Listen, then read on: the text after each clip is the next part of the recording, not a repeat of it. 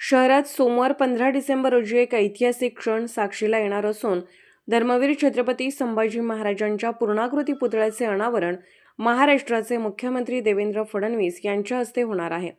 सकाळी 9:30 वाजता होणाऱ्या या समारंभासाठी प्रशासनाने मोठ्या प्रमाणावर तयारी सुरू केली आहे।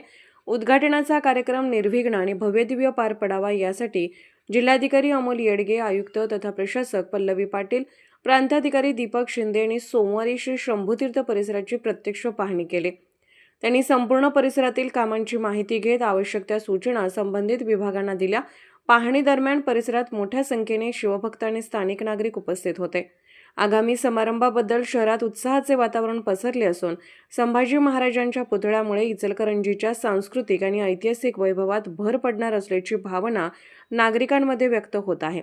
उद्घाटन समारंभ यशस्वी करण्यासाठी प्रशासन, पोलीस विभाग, मनपा यंत्रणा आणि स्थानिक स्वयंसेवक सर्व पातळीवर सज्ज असून शहरात स्वच्छता, वाहतूक व्यवस्था आणि सुरक्षेबाबत विशेष उपाययोजना करण्यात येत आहेत।